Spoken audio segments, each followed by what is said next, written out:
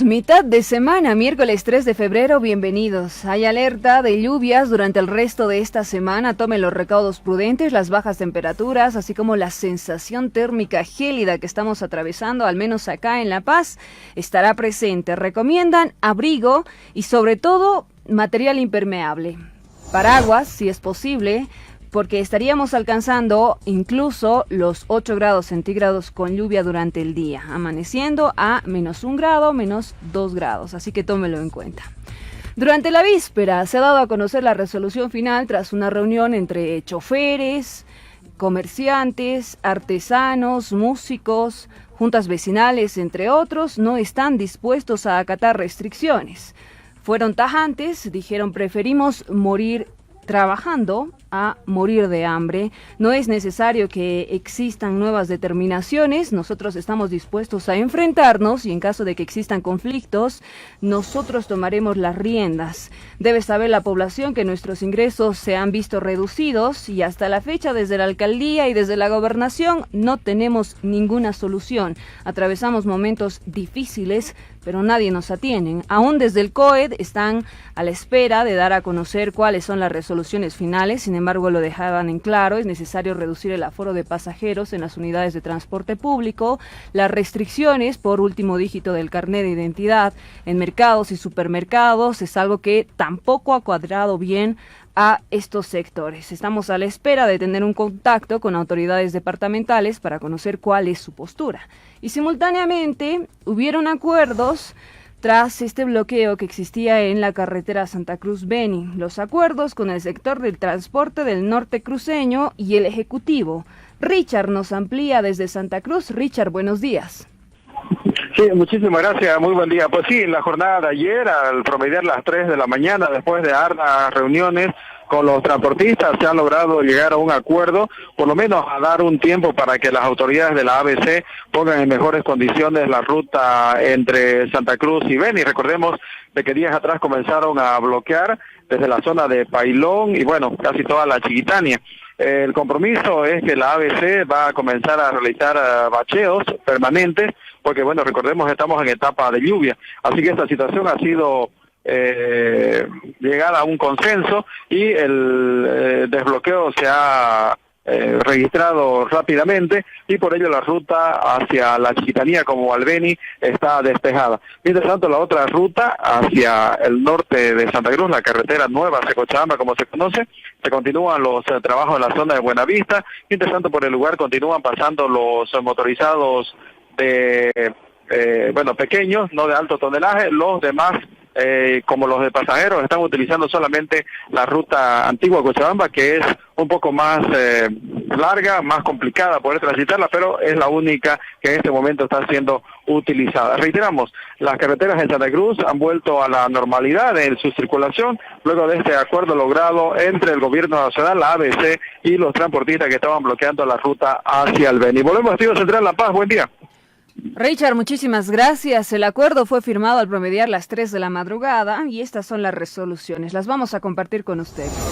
1. La Administradora Boliviana de Carreteras se compromete a iniciar los trabajos de conservación vial permanente en el tramo Malla 1 Cotoca, 4 Cañadas a partir de horas 10 a.m. del día miércoles 3 de febrero, es decir, a partir de hoy, trabajos que comenzarán en la localidad El Paraíso del municipio de Pailón del departamento de Santa Cruz. Asimismo, se procederá a realizar la conservación vial en el tramo Okinawa, Los Troncos, realizando una nivelación al tramo de manera quincenal y cuando sea necesario. 2.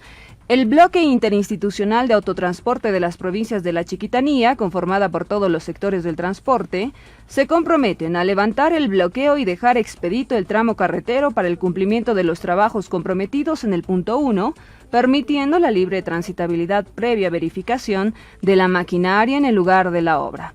Ambas partes acuerdan realizar inspecciones quincenales e inspecciones sorpresas para corroborar el avance y cumplimiento de los trabajos señalados en el punto número 1. El sector del transporte del Bloque de Defensa Internacional del Autotransporte de las provincias de la Chiquitanía y FedExTrans, en caso de incumplimiento del compromiso señalado en el punto número 1 de la presente acta, advierte que no pagará peaje hasta que se encuentre una solución definitiva. Asimismo, se deja expresa constancia que se respetará el fuero sindical como un derecho constitucional consagrado en el artículo 51, párrafo 6 de la Constitución Política del Estado.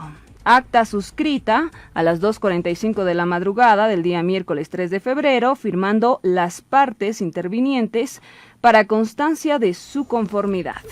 A partir de hoy tendrían que iniciar los trabajos y en caso de incumplimiento habrá algunas sanciones en cuanto al peaje, lo dejan establecido. Por lo tanto, piden seriedad por parte de las autoridades nacionales, ya que no es la primera vez que se ocasiona este problema. El inconveniente y la molestia se ha registrado ya desde hace varios días atrás. Vamos a compartir con ustedes el reporte epidemiológico del martes 2 de febrero, nuevo récord en cuanto a decesos.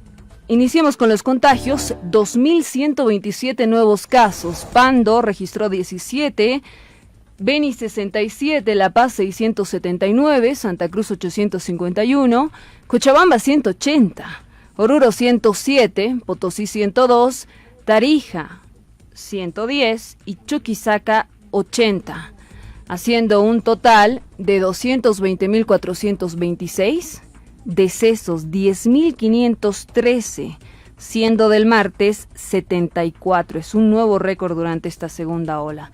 Los descartados 352.602, sospechosos 2.329, recuperados 161.764 y activos 48.149. En el marco de la emergencia sanitaria que se está atravesando, recientemente el proyecto de ley de emergencia sanitaria que desde la Cámara Alta se remitió hasta la Comisión de Constitución ha generado mucho de qué hablar. Dicen no era necesario que se remita a esta comisión sino a la Comisión de Salud. De acuerdo al reglamento de la Asamblea Legislativa, en total existen 10 comisiones. Sin embargo, la que debió atender este caso no está. El documento empezó a tratarse cuando el reloj marcaba las 8 de la mañana aproximadamente y señalan autoridades del Ejecutivo, desde el Colegio Médico se revisaron los 36 artículos, hubo acuerdos, sin embargo se conoce que titulares de Cochabamba, Oruro, Santa Cruz, La Paz no estaban de acuerdo. La pregunta es si acaso esta normativa es de carácter retroactivo, es decir, en numerosas clínicas privadas, la atención al no existir en el ámbito público, hay deudas pendientes, se perdieron vidas. Estas deudas pasan a los hijos, a los familiares cercanos. Es necesario que exista el cobro, una aclaración que en instantes estaremos disipando junto al vocero de la presidencia, Jorge Richter. Ahora se estaría vulnerando también las autonomías departamentales, rechazaban opositores, decían esto no estaba en manos de la Comisión de Constitución, sin embargo ya está ahí en curso. Entendemos que el doctor Narváez, Ramiro Narváez, quien es director técnico del CEDES, está con nosotros para conocer mayores detalles, cuál es la postura de ellos. Doctor Narváez, gracias por atendernos. Buenos días.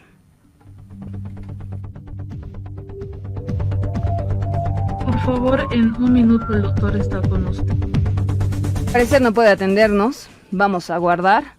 Mientras tanto les vamos a proponer una pausa y enseguida ya estamos con el contacto. El proceso de inmunización a nivel nacional ha iniciado, sin embargo consideramos importante que conozca los siguientes datos. Las embarazadas, aquellos que todavía cursan la COVID-19, quienes tengan síntomas y los menores de 18 años, son algunos de los grupos que no podrán recibir la vacuna contra el coronavirus, según especialistas.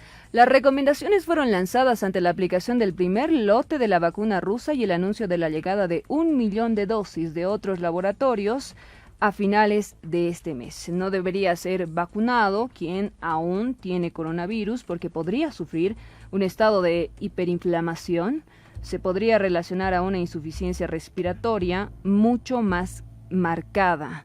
Otro de los grupos restringidos está conformado por las personas que ya cursaron esta enfermedad, es decir, ya vencieron el coronavirus. A ellas se les recomienda esperar al menos 3 meses antes de recibir la primera dosis, indicaba el gerente de epidemiología del CEDES de Santa Cruz, Carlos Alberto Hurtado. él puntualizó que las personas que recibieron plasma hiperinmune deben esperar 90 días. Se supone que el plasma eleva los anticuerpos y por ello hay que esperar para que puedan tener una buena cantidad de anticuerpos y vacunarse.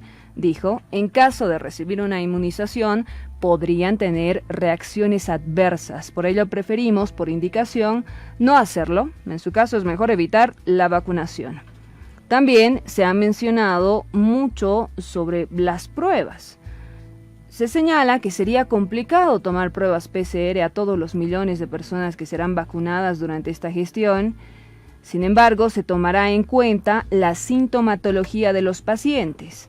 A las personas asintomáticas igual se les podrá vacunar. El otro extremo es preguntarnos qué haremos vigilando a las millones de personas que vacunaremos. No podremos hacerles las pruebas PCR a todos los habitantes. Si no tienen signos, síntomas como fiebre, malestar, tos, que puedan sugerir que estén enfermos, serán vacunados. Las recomendaciones se hacen cuando transcurren pocos días desde el inicio del presidente Luis Arce, quien destacaba la llegada de casi 1 millón de vacunas, dosis que cubrirán a los médicos del sector de salud y continuarán con las personas que se encuentren en riesgo o sean vulnerables. Inmunidad colectiva, dicen. El vocero presidencial Jorge Richter anunciaba que se tiene prevista la inmunización de 7.2 millones de personas con la llegada de estas nuevas vacunas. Un lote de 20.000 dosis, recordemos, rusas, las vacunas llegaban a territorio nacional hace algunos días atrás. ¿Qué ocurre con las primeras reacciones? Pues no se presentaron, al parecer, ninguna complicación. El proceso de vacunación que comenzó el viernes llegó a los médicos de las unidades de terapia intensiva, emergencia de los hospitales. Hasta el momento no se registraron estas reacciones adversas. Desde el jefe de terapia intensiva del Hospital del Norte de El Alto, Antonio Virúes, señalaba que pueden presentarse algunos síntomas tras recibir la dosis. Un poco de síndrome gripal, a mí me pasó, señalaba, tuve congestión nasal, mialgias, malestar general del cuerpo, pero todo pasó. A las 48 horas de haber recibido la vacuna, me siento normal. Virúes explicaba que entre las reacciones adversas graves están una anafilaxis o una alergia grave, como una garganta que se cierra, presión baja, desmayos, que hasta la fecha afortunadamente no se presentaron. Por eso el protocolo de vacunación establece que las personas que reciban su primera dosis deberán esperar 15 minutos para verificar si sufren o no algunas de estas reacciones. Guillermo Cuentas, exministro de Salud, añadía que no hay ni un solo medicamento o incluso alimento en el mundo que no genere reacciones. Hay gente que es alérgica al maní, al pescado, todo producto orgánico puede producir reacciones. Sin embargo, hay que estar atentos si las mismas son graves para derivar a un especialista. Además, se conoce, de acuerdo a declaraciones de salubristas, que mientras cruzamos esta segunda ola, podríamos ingresar a una tercera sin tener una interfaz de por medio. Esto a raíz de las actividades que está desarrollando la población boliviana con total normalidad. Lo correcto sería una cuarentena rígida, sin embargo, al no poder aplicarse, pues este proceso de inmunización debe desarrollarse y alcanzar a la mayoría de la población. Especialistas internacionales señalaban que mientras el 80% de la población de un estado no esté vacunada, aún hay riesgo. Reclamos de por medio, ya que la vacuna, mientras se encuentra priorizando a quienes están en primera línea, no llega aún a la población y por ello las molestias, ya que estamos próximos a una contienda electoral. Este próximo 7 de marzo se va a desarrollar la misma. Bolivianos tendrán que acudir nuevamente a este tipo de proceso que generaría aglomeraciones, filas, lo cual se está queriendo evitar, pero al parecer desde el Ejecutivo no se tiene el control suficiente. En unos instantes vamos a estar disipando estas dudas y también estamos intentando tomar contacto con representantes de choferes, de comerciantes, para que nos comenten acerca de medidas que podrían llevar adelante si acaso desde el COED establecen mayores restricciones. La economía coartada, no solo en La Paz, sino en el mundo entero, y no hay todavía soluciones fijas o que logren beneficiarnos en su totalidad. Debería existir, sí, una cuenta, un respaldo económico, pero que no salga del bolsillo de los bolivianos, sino de las autoridades que tienen sueldos fijos, arguían algunos sectores.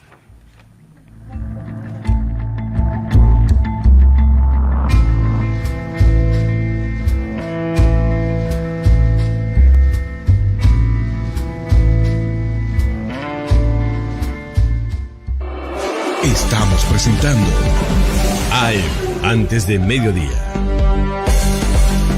Ponle pausa a lo que estás haciendo y escucha este consejo que Tigo tiene para ti. Es el paquetigo 360 megas a 3 bolivianos por 24 horas. Te conviene, porque además activa todos tus megas acumulados para que no dejes de chatear, navegar, jugar y disfrutar al máximo con tu celular. Activa el nuevo paquetigo 360 megas a 3 bolivianos por 24 horas, marcando asterisco 222 numeral o por Tigo Shop. Aprovechalo para que tu crédito rinda más. Tigo.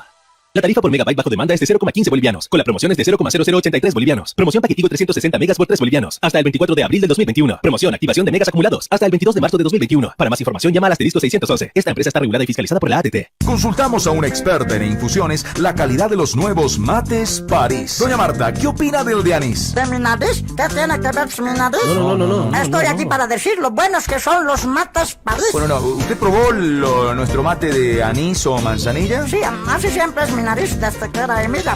Pero yo he venido a decir lo buenos que son los mates París. Yo uso la cajita mix. Que hables por menos del mate de coca. Sí, desde chica era choca. Pero insisto, yo he venido a contar lo buenos que son los matecitos París.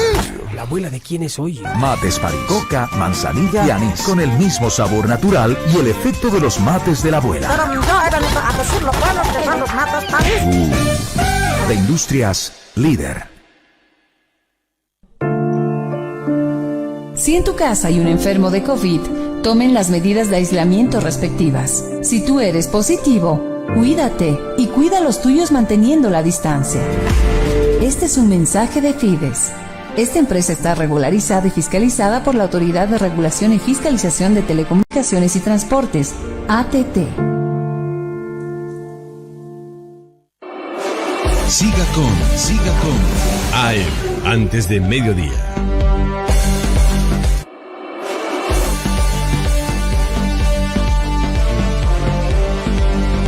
A 15 minutos de las 11 de la mañana ya está con nosotros el señor Jorge Richter, quien es vocero presidencial. Señor Richter, gracias por atendernos. Bienvenido a Antes de Mediodía. ¿Cómo está, Heidi? Como siempre es un gusto poder conversar con usted. Un cordial saludo también para toda la población en esta mañana fría. Mañana gélida. Está en tratamiento en la Comisión de Constitución el proyecto de ley de emergencia sanitaria. Muchas repercusiones, seguramente el señor Richter las escuchó. La misma debería estar tratándose en la Comisión de Salud. Hay probabilidades de que desde el movimiento al socialismo estén tratando de parcializar esta normativa, señalan. ¿Cómo responde, señor Richter?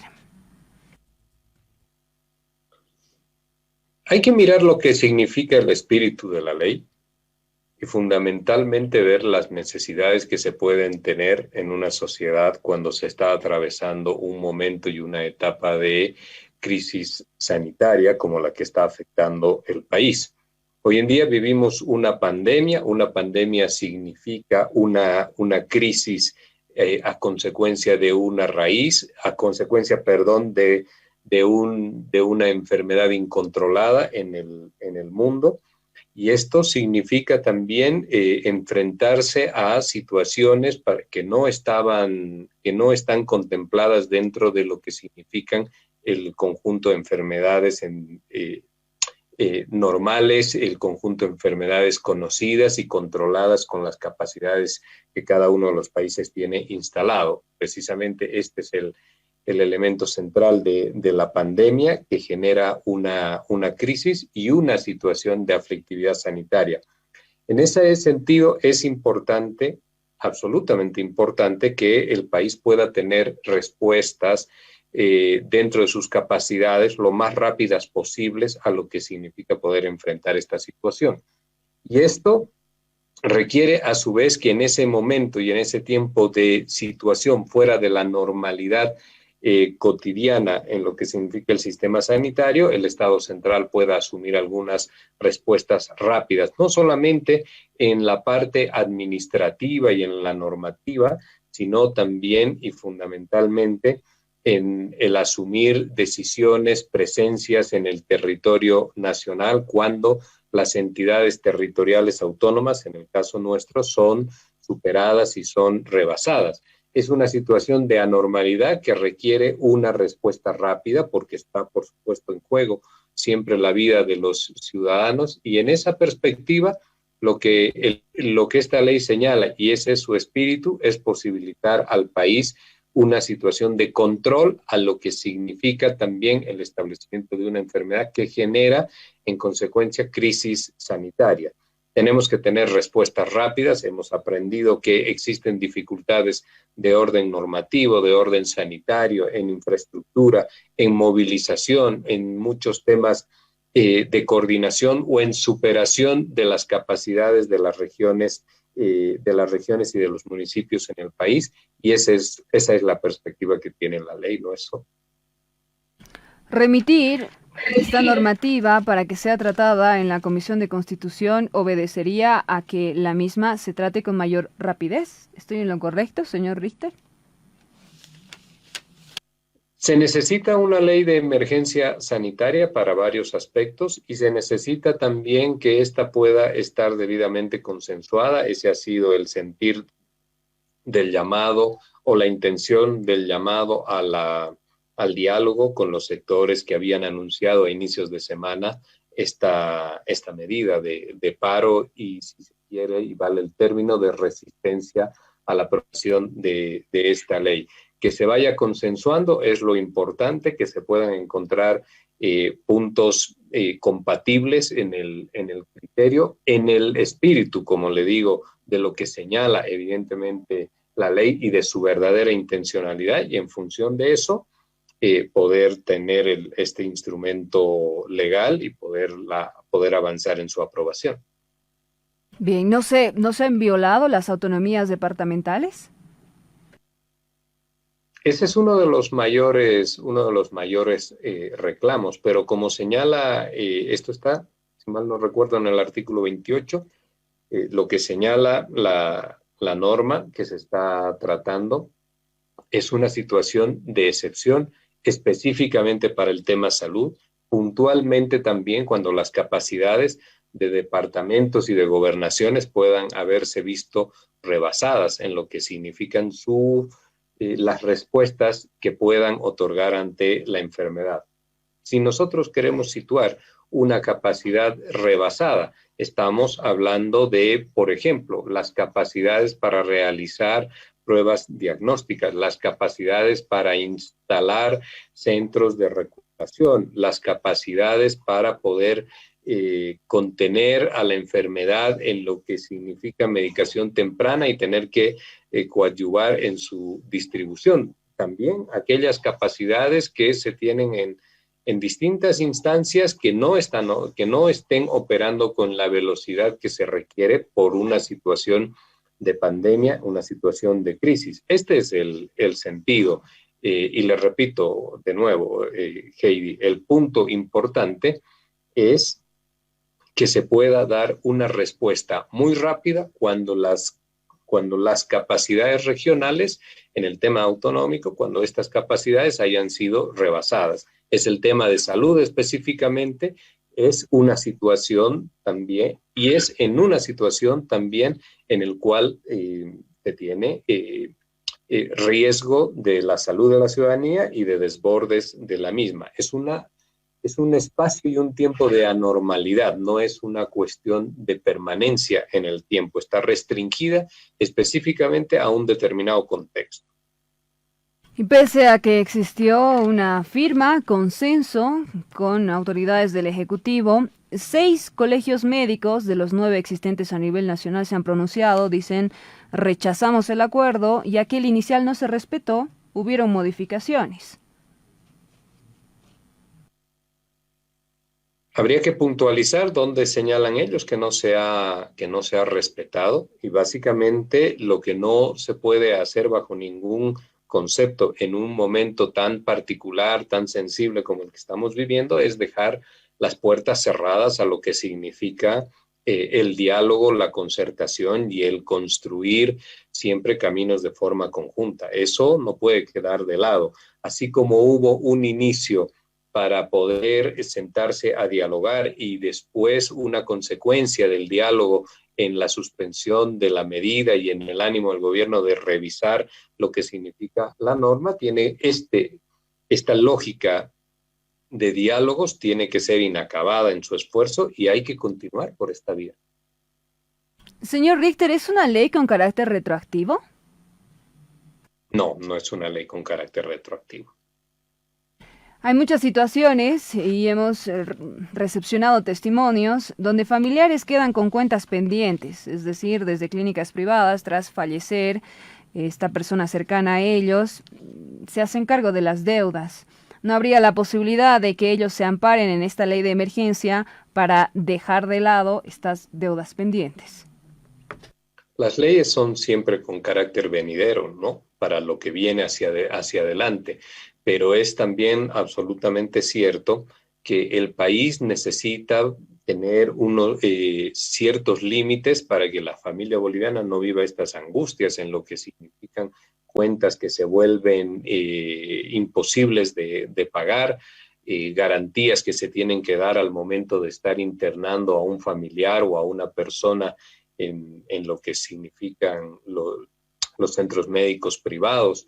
También los costos que se tienen por un sinfín de atenciones que pueden ser ilimitados en algunos casos. Todo esto tiene que tener una normatividad porque el momento así lo exige. Esto va en una línea de cuidar también la economía de la gente y es verdaderamente importante que podamos garantizarle a los bolivianos que la desgracia de una internación o de una enfermedad en situación crítica no va a concluir también con la ruina económica de esa familia. Este es el sentido que se busca y esto es lo que se quiere normar. Señor Richter, ya cambiando de tema, transcurre la tercera jornada tras haber iniciado las actividades educativas. ¿Cuál es su evaluación?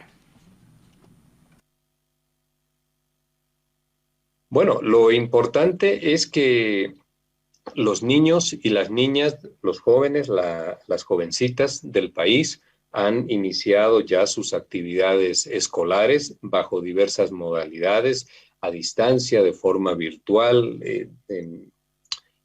también con características semipresenciales, etcétera. El hecho importante es que se retomen nuevamente las labores educativas en el país. Esto se ha iniciado seguramente, como siempre, es un hecho también producido como consecuencia de la pandemia en un ambiente de anormalidad, pero lo verdaderamente importante es que esto haya dado ya inicio. Le decía, tendremos que hacer seguramente muchos ajustes necesariamente para que podamos encontrar niveles más óptimos en lo que significa la educación televisada, en lo que significan las transmisiones, las plataformas de Internet, las capacidades que tienen nuestros niños y niñas para poder acceder a la misma, en algunos casos con las dificultades que se tiene por la ausencia de algunos equipos, pero no podemos negar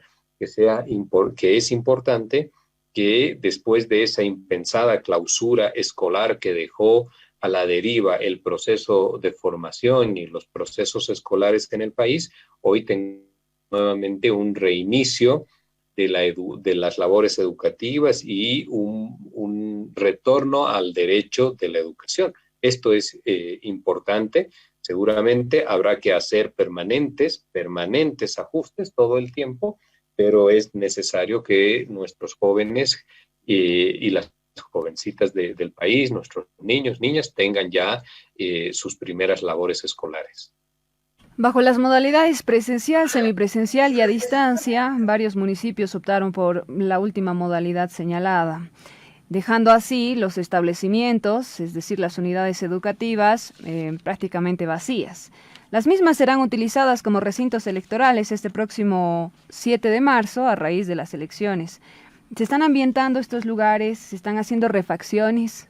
¿Cómo se está trabajando?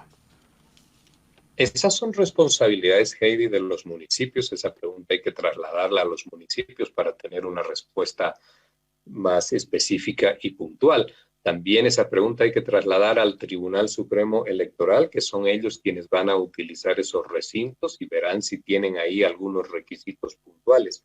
Pero son los municipios, básicamente, quienes se hacen cargo del mantenimiento de las escuelas.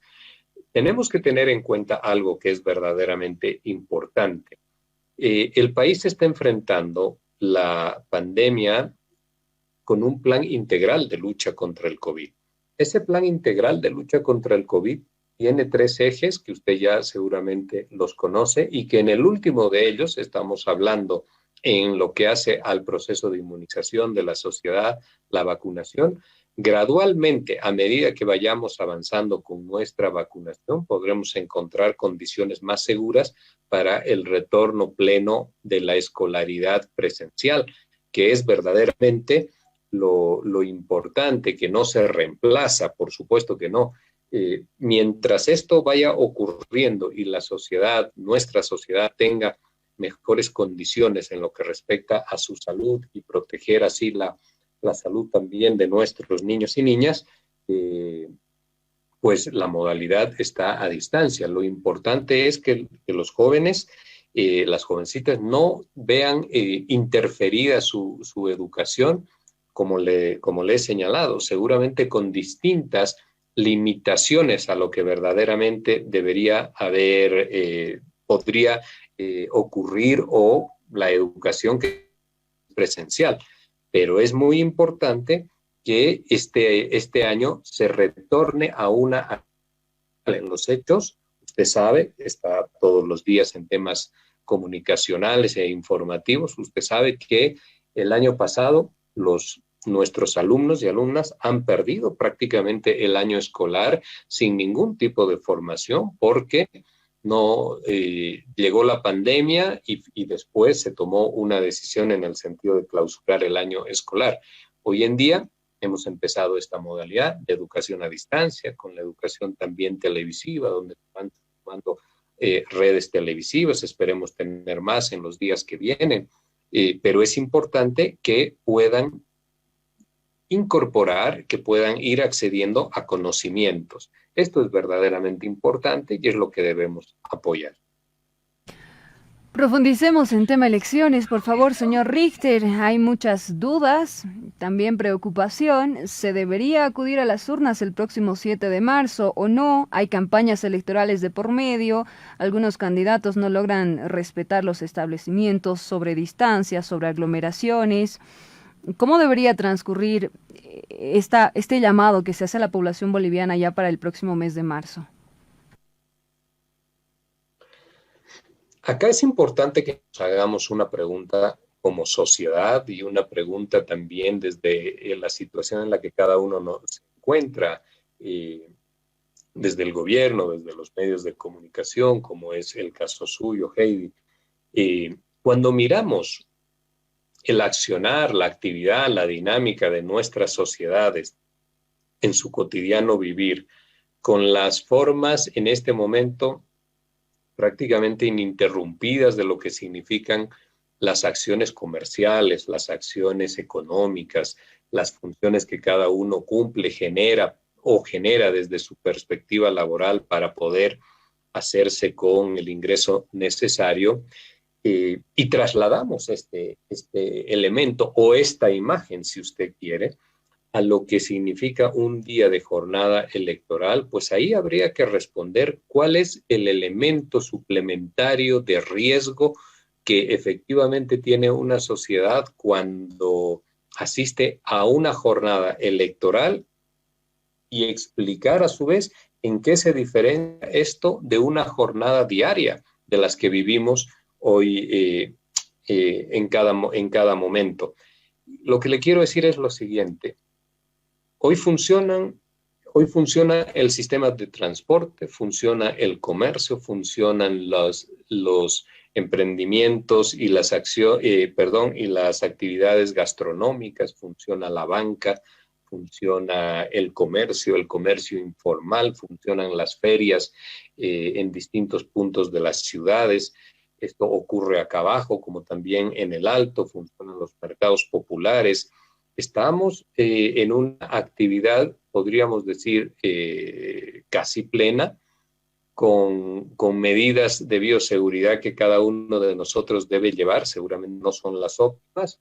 Hay gente que todavía puede caminar sin barbijo. Son pocos, pero caminan sin barbijo o no utilizando debidamente el barbijo. No hay distanciamiento social en muchos casos y tampoco la utilización de el alcohol de manos o el lavado de manos. Sin embargo, esta que es una realidad, con todo el esfuerzo que hacen los bolivianos, que eso hay que reconocerlo también, un esfuerzo por no abandonar su actividad económica y su subsistencia. En esa perspectiva, deberíamos poder responder cuál es la enorme diferencia que se quiere o se busca encontrar con un proceso electoral. Ya hemos tenido el 18 de octubre un proceso electoral en una situación de pandemia y hemos visto que las estadísticas no se han disparado. Lo que le quiero también decir es que ya en la perspectiva del gobierno, nosotros trabajamos según la fecha que tiene determinada la convocatoria electoral. Esto es el 7 de marzo. Los diferentes partidos políticos que intervienen en el proceso electoral tienen que también tomar sus responsabilidades y sino, mejor dicho, planificar sus campañas con el cuidado hacia la población, hacia sus militantes, hacia la ciudadanía, seguramente. Pero es importante también que el país resuelva este tema de institucionalidad democrática inconcluso, que son los gobiernos subnacionales, gobernaciones, municipios, que está todavía dentro del marco de lo que fue la ley de excepción, porque este sigue siendo un proceso de excepción, tiene los plazos acotados, no son los de una elección de mandato fijo, que son las elecciones convencionales. Esta es una elección todavía de excepción y es importante que ante los mandatos ya fenecidos y prorrogados de las autoridades municipales y de gobernaciones se pueda tener autoridades legítimamente elegidas en el marco de la Constitución y poder tener en función de ello ya miradas de administración, de gestión y de desarrollo con las debidas autoridades. Eso es absolutamente importante. Como gobierno estamos siempre en la mirada y en la expectativa de lo que está haciendo el Tribunal Supremo Electoral, la Asamblea Legislativa Plurinacional, que acompaña este proceso con una normativa puntual y específica. En función de ello, el Poder Ejecutivo está observando cómo van dándose las fechas y las decisiones que se toman en estos dos órganos del Estado. Y en medio de la contienda electoral, señor Richter, llegó el primer lote de vacunas a territorio nacional, se anuncia la llegada del segundo. ¿Hay la capacidad para garantizar su almacenamiento, la cadena de frío? ¿De cuánto es el presupuesto que se está destinando? Le puedo responder afirmativamente que tenemos la capacidad, el día de ayer, la capacidad de almacenamiento. El día de ayer ya se han realizado los trabajos prácticamente finales para lo que va a significar el almacenamiento. Primero, de la partida de vacunas Pfizer, que requieren una refrigeración de menos 80 grados centígrados. Esto es importante porque en el país no tenemos ese tipo de refrigeración para vacunas. Sin embargo, se han hecho unas adecuaciones con cámaras de frío que sí tenemos para diferentes cepas que sí se tienen en el país congeladas para sus estudios. En esa perspectiva no vamos a tener inconveniente en lo que significa las cámaras de frío para la vacuna Pfizer. Y también tenemos la capacidad para poder almacenar las 900,000 vacunas AstraZeneca que llegarán a la ciudad de La Paz e inmediatamente después a eso serán distribuidas para el proceso masivo de vacunación.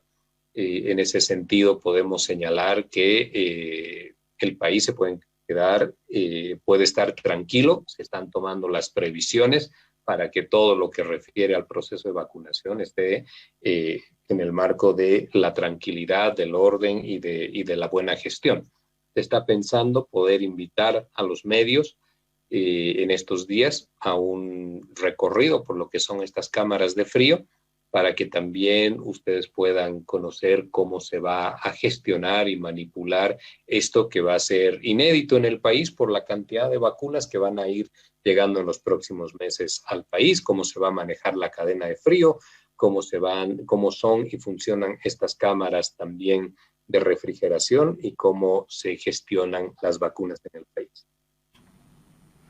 Y en relación a esta cadena de frío, señor Richter, se han observado videos en redes sociales, seguramente conoce el traslado en Beni dentro de un camión que trasladaba pollos, derivados, y ha sido bastante criticado. Eso no es correcto, el camión no trasladaba pollos. Era de una empresa que se encargaba, Sofía. El camión se desinfectó, Heidi, ante una situación de emergencia, el camión se desinfectó como debía ser, y se utilizó esa cámara de refrigeración de un camión para transportar vacunas. Bien, a raíz de las críticas que surgen, señor Richter, decían no se tienen los insumos necesarios para poder trasladar de manera adecuada a estas vacunas. La población no ha logrado comprender y más bien tergiversó, tal cual estaba señalando hace unos instantes, que cómo es posible que se traslade en este tipo de motorizados. Esto probablemente ocurra nuevamente, se están adaptando otros vehículos. Acá hay que ser puntual. En el caso de lo que ocurrió en Trinidad, el camión del CEDES que iba a realizar el transporte tuvo un desperfecto. En ese sentido, tuvieron que resolver el problema. Nosotros, como país, también vamos a necesitar para las distintas entregas de vacunas que van a llegar a Bolivia un apoyo muy grande en lo que significa transporte con cámaras de refrigeración que nos garanticen la cadena de frío. Se está hablando en estos momentos con diferentes empresas que tienen su trabajo en estas áreas, mantenimiento transporte de distintas mercaderías que sí requieren cadenas de frío. El país lo va a utilizar, estamos hablando con las diferentes empresas para que se puedan realizar los acondicionamientos necesarios, que básicamente son de refrigeración y de garantizar el frío requerido para el transporte de vacunas.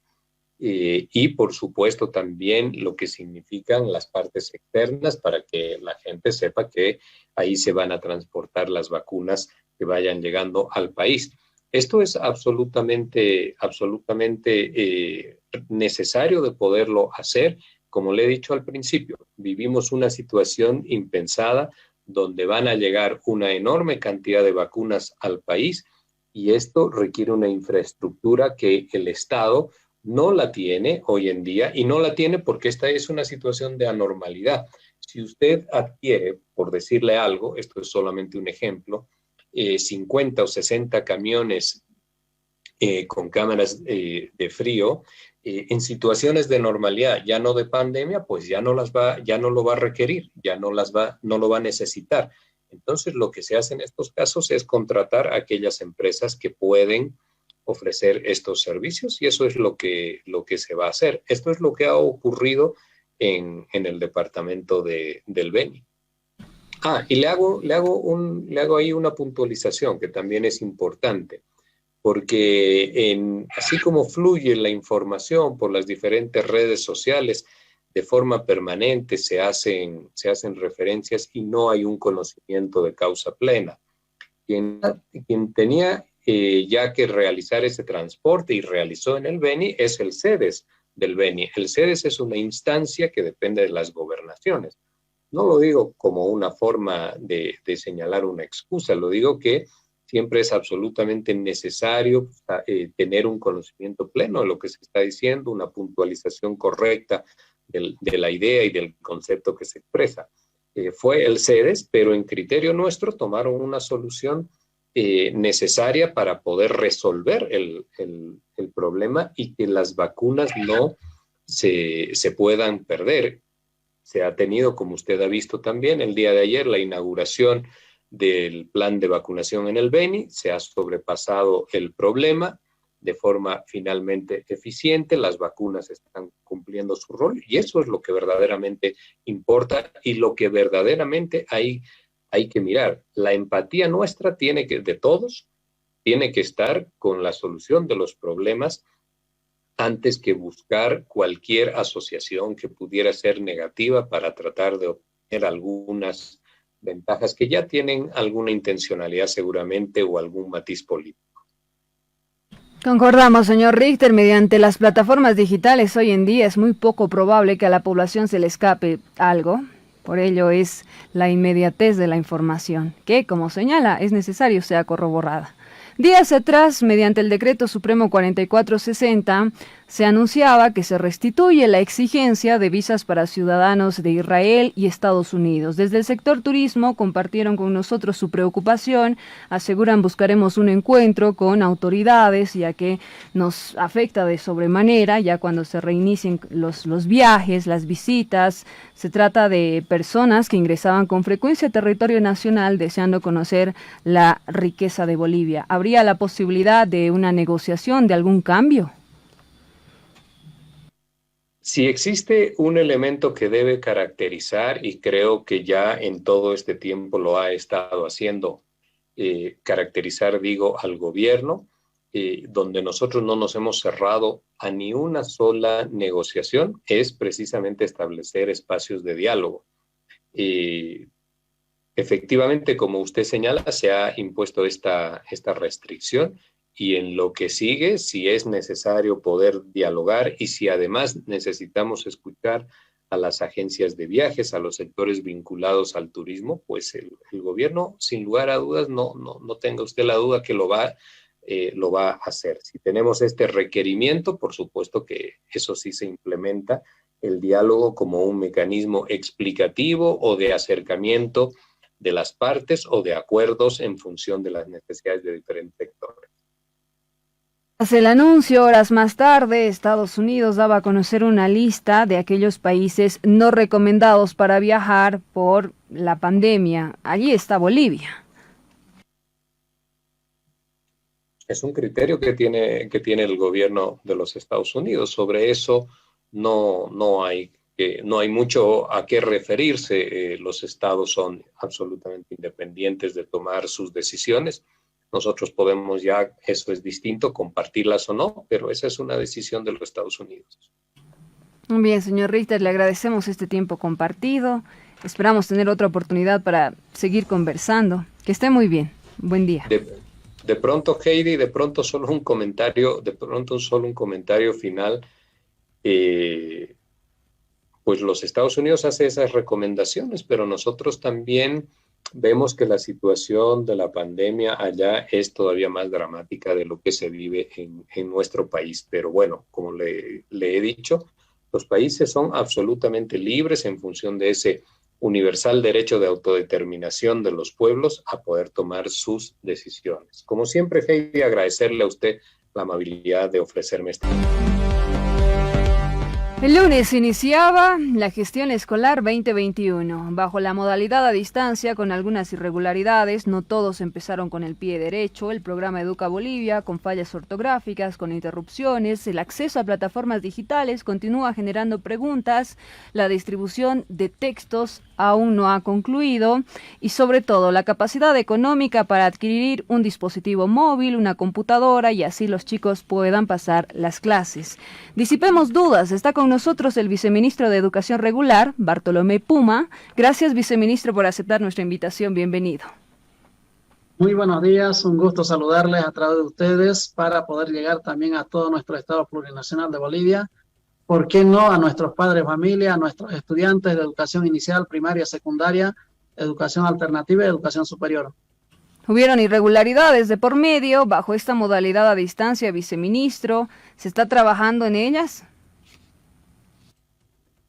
Claro que sí, no podemos dejar de que seguramente siempre, no es la primera vez que algunas dificultades que tiene el Ministerio de Educación, no es el primer año, a pesar de un año atípica de esta situación. Sin embargo, nosotros hemos trabajado con anterioridad para poder de que la gestión educativa 2021 sea un éxito y que el pueblo boliviano, nuestros estudiantes, nuestros niñitos, nuestras niñitas, nuestros adolescentes y los jóvenes sean los beneficiados de que la gestión 2021 fue cercenada de la educación. Ese derecho a la educación ahora nos toca devolver al pueblo boliviano.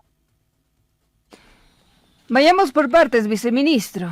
Empezamos con el programa Educa Bolivia. Usted habrá podido observar aquellas fallas ortográficas, interrupciones a raíz de transmisiones de actos gubernamentales. Esto por la 7.1 y la 7.2. Sin embargo, la última señal 7.2, que antes se usaba exclusivamente para los deportes, tiene una grilla libre, podríamos decirlo. ¿Han contemplado la posibilidad de que estas clases se puedan transmitir a través de la señal 7.2 de canal estatal?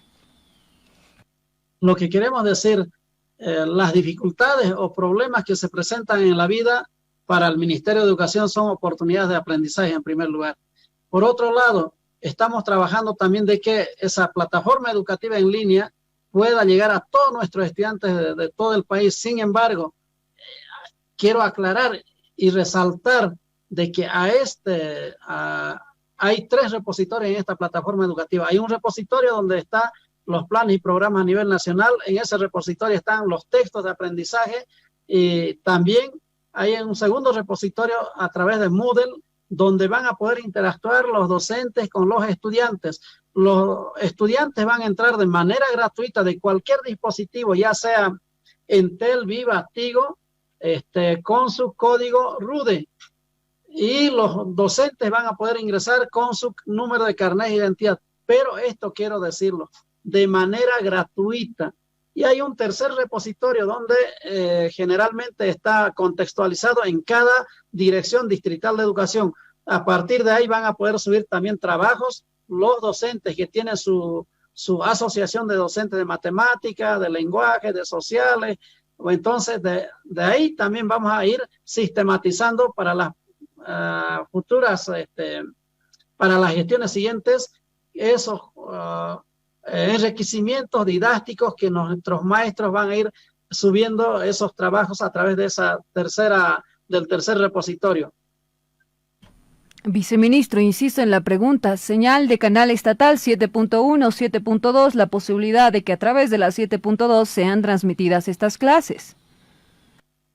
Exactamente, eso es lo que hemos coordinado, de que no va a haber interrupciones. Además, en la plataforma educativa en línea están ya los horarios de radioeducación, de teleeducación. Entonces nuestros estudiantes van a poder ingresar y van a poder fijarse en esa plataforma los horarios establecidos para que tampoco no haya mucha congestión a nivel nacional. Al parecer hay complicaciones en el entendimiento de esta pregunta, viceministro, así que voy a reformularla. Canal Estatal Bolivia TV tiene 2 señales, la 7.1 y la 7.2. Esta última mencionada era usada en exclusivo para deportes. Sin embargo, hay solicitudes por parte de padres de familia a raíz de estas interrupciones. Es comprensible que hayan actos que deba transmitirse por la señal 7.1, actividades gubernamentales o información de último momento. No se quiere que los estudiantes sean interrumpidos porque, recordemos, en esta modalidad a distancia necesitamos el 100% de su atención. Esta señal, la 7.2, ¿podrá ser usada para dictar estas clases en el marco del programa Educa Bolivia? El 7.2 son los que van a reprisar todo lo que son las labores educativas, todo lo que llamamos teleeducación, los contenidos programáticos. Viceministro, ya está en curso la gestión escolar, las evaluaciones también ya están en desarrollo. Exactamente, le decía, la evaluación diagnóstica es el acondicionamiento, es el reconocimiento del terreno, el reconocimiento de nuestros estudiantes con su maestros, maestras que en algunos casos han cambiado. Entonces, durante esta semana nosotros vamos a ir llegando a las direcciones departamentales de educación para su distribución respectiva.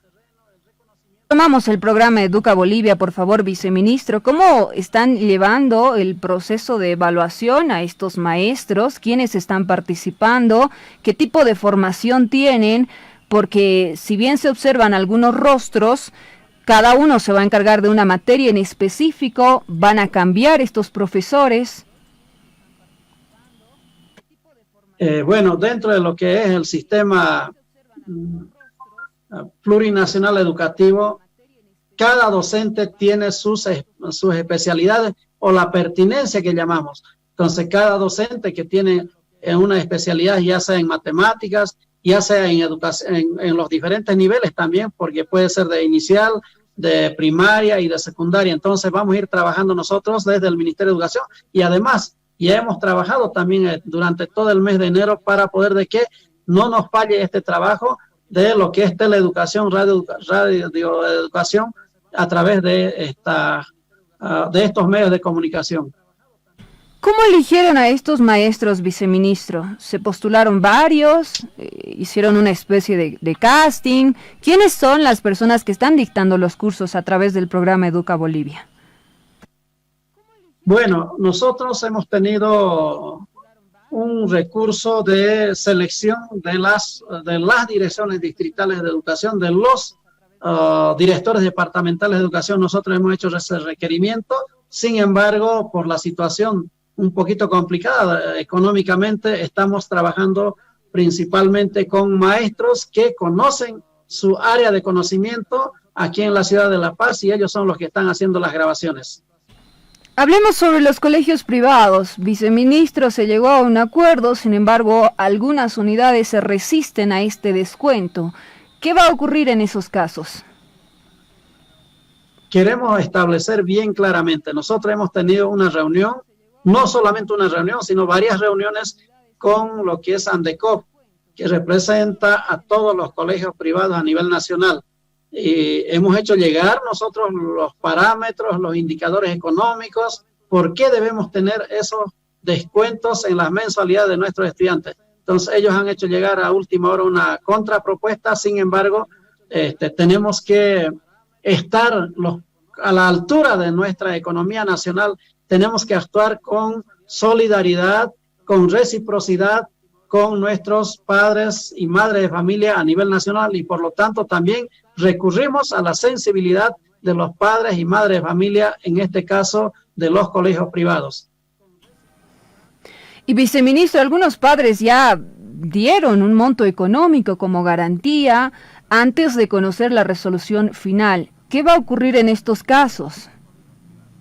Es sumamente sencillo, es suma y resta en la contabilidad. Lo que tienen que hacer, si en este mes de febrero el padre de familia ha aportado 100 bolivianos, si es menos 25% en el mes de marzo tendrá que hacer el descuento respectivo y de eso le van a facturar y por lo tanto es sumamente sencillo eso de poder llevar la contabilidad en un centro educativo en cualquier entidad financiera.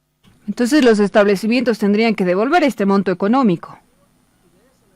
Tenían que recompensar en el otro mes haciendo los descuentos correspondientes.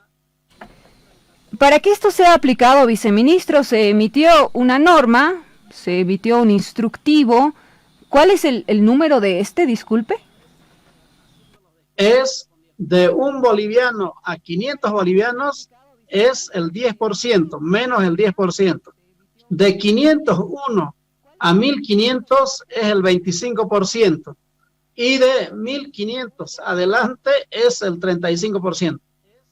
Perdón, ministro, al parecer hubo un malentendido. Para que se aplique esta reducción en el cobro de pensiones, ¿cuál es el número del instructivo? El número de instructivo en estos momentos nosotros firmamos con el ministro de Educación para que se emita y eso se haga llegar a las direcciones departamentales de educación. ¿Cuál es el número, perdón? Insisto, para que nosotros también podamos indagar. Le vamos a pasar internamente para que usted pueda tener esa documentación. Bien, viceministro, muchas gracias por el tiempo compartido. Hasta luego. Muchas gracias, un gusto. Hasta luego. Pausa, 11:33. A retornar tenemos que hablarle sobre correos. Están en emergencia, podrían suspender sus funciones. Le vamos a dar los detalles. ¿Qué ocurre con la Agencia Boliviana de Correos? Sus trabajadores están en emergencia. ¿Por qué? La pregunta para el licenciado Gerson Cuellar, quien es director administrativo financiero, y también con nosotros el ingeniero Ibeliz Asturizaga, responsable de Relaciones Internacionales, Marketing y Comunicación. Ambos bienvenidos, gracias por aceptar esta invitación. Muy buenos días, gracias a la teleaudiencia. Vamos a expresar y agradecerle mucho por la cobertura que nos dan a la Agencia Boliviana de Correos. En este momento le voy a ceder la palabra a la ingeniera Ibeliz. ¿Cómo estás? Buenas tardes, muchísimas gracias por este espacio, por la cobertura.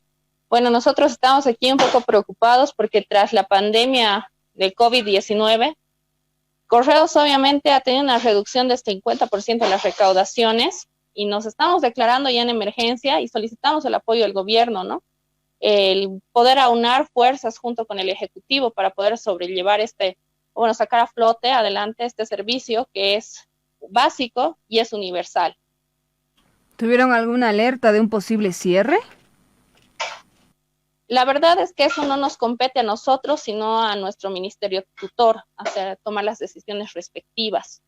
Lo que sí, nosotros estamos preocupados porque, como te mencionábamos, al cierre de la gestión 2020 presentamos un déficit de 3.5 millones de bolivianos. Eso nos está perjudicando grandemente porque ya no tenemos para la operativa y el personal está tan comprometido con la población boliviana que realmente está aportando hasta de sus propios recursos para mantener la operativa. Sin embargo, esta situación sabemos que no es sostenible en el tiempo. Señor Cuellar, ¿cuál es la interacción que están generando actualmente? Bueno, como Agencia Boliviana de Correos, nosotros estamos preocupados por la situación, ¿no? Sabemos que la agencia no tiene presupuesto del Tesoro General de la Nación, es una institución que se abastece de sus propios recursos propios, de las recaudaciones por el envío de paquetería que se hace a nivel nacional y también a nivel internacional. Sabemos que la frontera, por el tema del COVID, se han cerrado las fronteras internacionales y son nuestros ingresos del 75% que tenemos para la agencia y actualmente los vuelos están paralizados a Estados Unidos y a Europa y esos recursos que entraban para la agencia, para los gastos operativos y para el pago del sueldo personal de la agencia, ahora ya no ingresan, ya no. Entonces, esto ha dañado grandemente la economía de la Agencia Boliviana de Correo. Es así de que nosotros estamos en emergencia ahora, pidiendo la ayuda del gobierno central, digamos, para que nosotros podamos operar en estos meses y poder reactivarnos económicamente, porque tenemos dos proyectos que son fundamentales para la agencia que la ingeniera Ibeliz va a explicar. Sí, adelante, por favor. Para combatir este déficit, entendemos que los proyectos ya habrían sido socializados. ¿En qué consisten? Claro que sí, hemos enviado la invitación para que venga nuestro viceministerio, el viceministerio de Telecomunicación, para poder prestarnos un poquito de atención e importancia a este proyecto que plantea reactivar la economía en cuanto a la parte de servicios postales. El plan está denominado Plan Alcamari, incluye la cobertura a 128 puntos estratégicos a nivel nacional, con costos básicamente nulos, estableciendo alianzas estratégicas con empresas tanto privadas como también públicas, ¿no? Para el tema de distribución y recepción de correspondencia nacional, ¿no? Sí. El segundo proyecto que nosotros estamos manejando, que creo que es el más interesante ahora, porque toda la economía está girando alrededor de eso, está relacionado con el comercio electrónico, se denomina Pickup. Ese proyecto incluye el uso de una aplicación para hacer compras al exterior en diferentes marketplaces, reduciendo el tiempo de tránsito de 76 días en promedio que se tiene desde cualquier punto del mundo a tan solo 10 días, ¿no? Y empleando, como te comentaba, toda la tecnología posible. En ese proyecto sí incluimos a la empresa privada como principal eje para compartir sobre todo temas de tecnología, ¿no? Uso de inteligencia artificial y demás cosas que la población boliviana, la verdad, necesita. Y es un requerimiento, como te habrás dado cuenta durante el desarrollo de la pandemia, la mayoría de las compras se han realizado por Internet. Entonces, sí tiene una potencialidad muy grande el servicio postal, ¿no? Que debemos saberla aprovechar como Estado. Entonces, nosotros hemos invitado al viceministerio para que pueda estar acá y podamos explicarles nuestros planes, nuestros proyectos, ¿no? Aún estamos en espera, sin embargo, estamos aquejados porque a medida que pasa el tiempo, los recursos reducen y ya no podemos sostener el movimiento operativo. Para poder concretar estos proyectos, ¿cuánto de inversión se requiere? Inicialmente iríamos con el plan Alcamari, que busca la generación de puntos de equilibrio con recaudaciones a nivel nacional. Para ese plan Alcamari necesitaríamos contar por lo menos con 6 meses de pagos de sueldos y salarios que equivalen a 3.5 millones de bolivianos. Bien, señor Cuéllar, en el marco de estos despidos de al menos 50% de su personal, ustedes lo señalaban, ¿hay deudas pendientes con los empleados por parte de la agencia de correos? No, aclarando un poquito, evidentemente hay una reducción de personal de, digamos, de un 30%, digamos, en la planilla presupuestaria, ¿no? Pero además de eso le debemos salarios a los trabajadores de 2 meses, que son diciembre de la gestión 2000 y a enero de la gestión 2000, de la presente gestión, ¿no? Y no tenemos para cubrir los salarios. Entonces es por eso que nosotros nos declaramos en estado de emergencia, porque evidentemente para enviar una correspondencia los funcionarios de operaciones a veces tienen que sacar plata de su bolsillo, y eso es muy doloroso, digamos, ¿no? En esta crisis que estamos atravesando, que funcionarios estén pagando de su bolsillo la correspondencia para poder ser enviada a nivel nacional. Eso refleja pues el compromiso que tenemos todos, digamos, ¿no? en esta agencia, de poder reactivarla económicamente. Para eso necesitamos el apoyo del gobierno. Ahora mismo la Agencia Boliviana de Correos, ¿con cuántas personas está funcionando? Actualmente están trabajando 111 personas, ¿no? Y bueno, en una presentación que les compartíamos, pueden ver la cantidad de personal que se tiene, el número de empleados que se tiene en el servicio postal a nivel mundial, ¿no? Entonces, muchas veces la densidad poblacional, por ejemplo, en Swiss Post, es de por cada 600 personas existe un trabajador de correos. En Bolivia, por cada 11 millones existimos 111 trabajadores, o sea, estás dando 110,000 personas más o menos por trabajador. Entonces, realmente hemos reducido a lo más que podemos, no tenemos una forma más de reducir, porque si no es insostenible. Como se habrán dado cuenta todos los usuarios, muchas veces hasta llega a destiempo, y nuestra función es tratar de volver más bien el servicio postal lo más eficiente posible, ¿no? Ahora, otro de los factores que nos está afectando en eso es la nominación de nuestro director general ejecutivo, ¿no? Nosotros necesitamos a una persona que técnicamente esté preparada para confrontar esta situación de crisis y para sacar adelante un servicio postal que, como te mencionaba, tiene potencialidades abismales, ¿no? Que necesita virar más allá de lo que actualmente se está dando y buscar más bien en la aplicación de tecnología. Un panorama crítico y en medio de una pandemia. ¿Han registrado bajas en sus filas, contagios a raíz del virus? Lastimosamente, la pasada semana perdimos a uno de nuestros compañeros de trabajo por el tema del virus. Sin embargo, aún así, es realmente resaltable ver cómo el personal aún así ha decidido por cuenta propia seguir viniendo a brindar este servicio, ¿no? También, obvio, sabemos que buscan su retroalimentación o retribución para alimentar a sus familias, pero en este momento no tenemos esa capacidad, y son situaciones que está de pleno conocimiento del personal. Lastimosamente, a raíz del COVID y a raíz de esta reducción económica, estamos perdiendo personas en nuestras filas, y valiosísimas, porque dominar el tema postal no es algo sencillo, ¿no? Y más aún cuando estamos hablando de una integración a un servicio postal universal que convoca a los 192 países integrantes de la Unión Postal Universal. Bien, les agradecemos este tiempo.